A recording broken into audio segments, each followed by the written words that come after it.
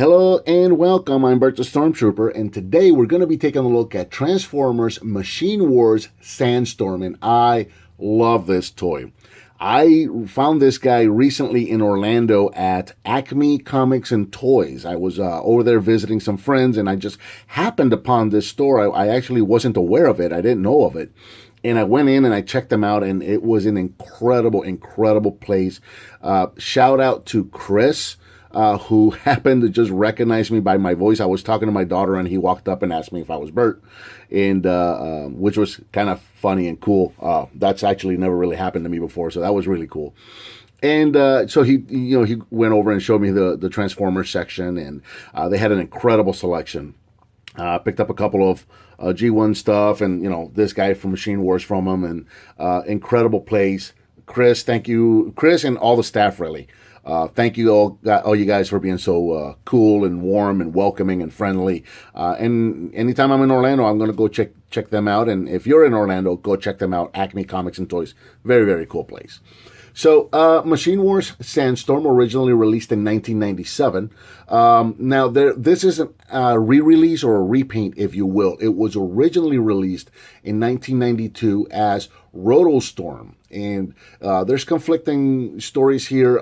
It's considered a G2 or a G1.5. This guy was not released in the States. The original one was not released in the States. It was only released in Europe and Australia. I think maybe Asia got him as well. And it was released in the very, very tail end of G2. So, yeah, some people think it's a G2. Some people think it's a G1.5. So, take it as you will.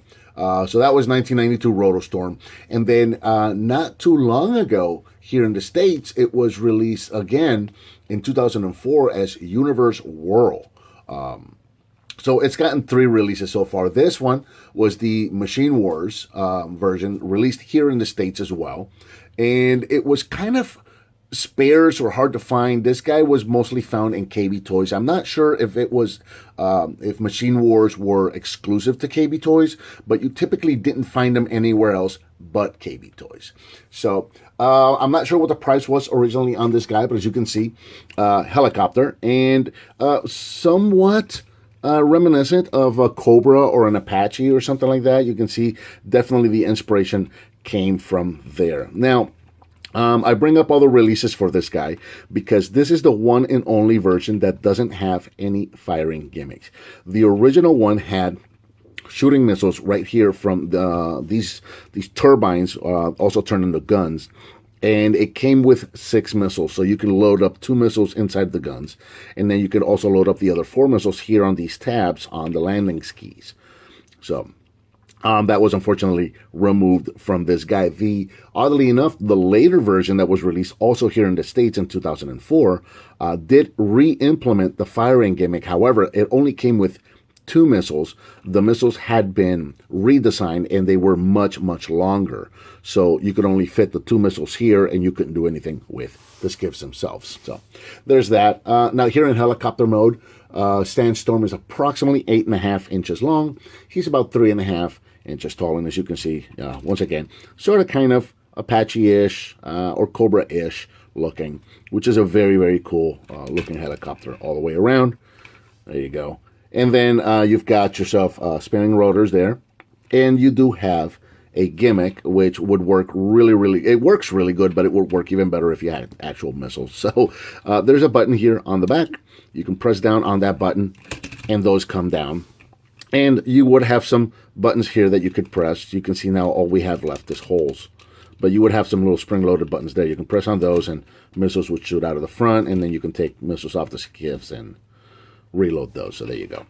Very, very cool figure. Now, for transformation for this guy is very simple, and you can leave the guns mounted right back there, or you can remove them as well. Let's go ahead and bring those back down. You can just pop these off because these are also going to become the handguns. And very cool to note here, let me get this guy off. Come on, buddy. You can't really mistake which gun goes where because you'll notice that these tabs are actually spaced differently, and so are the holes on the turbines themselves. See this one over here, they're spaced a little closer than the ones over here that are a little further. So you're not going to mistake which one goes where. So there's that.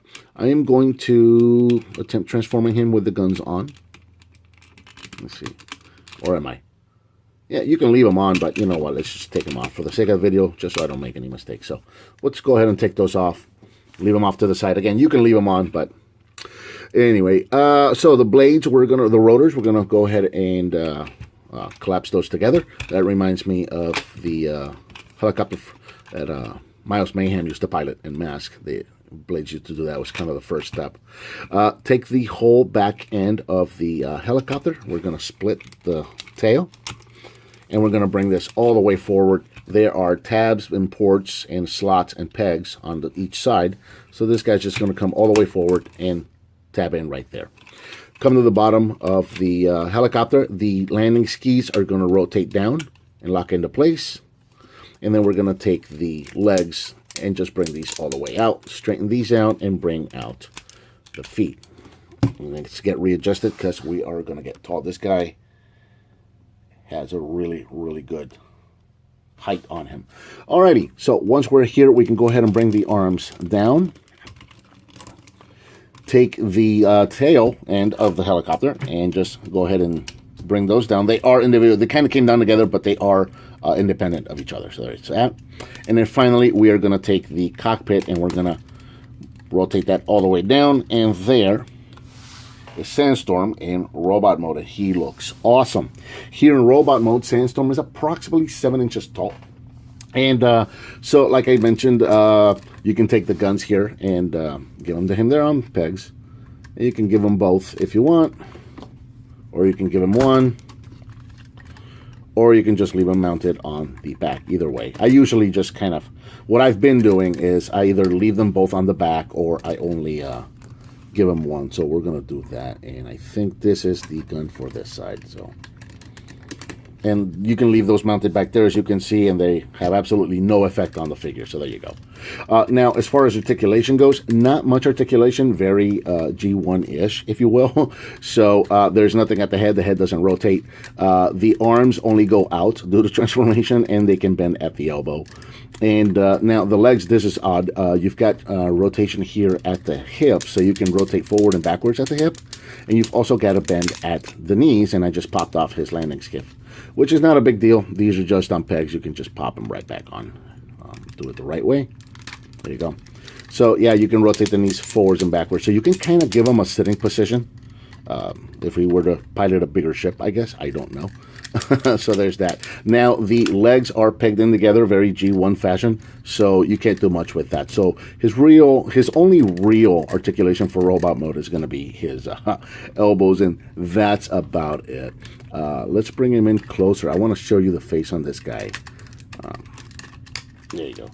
And he does have some light piping right there, which is very cool.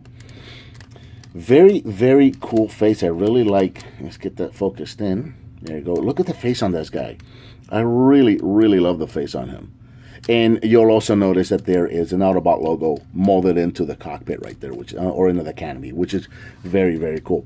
You know what I really love about this figure is just the design of it in general.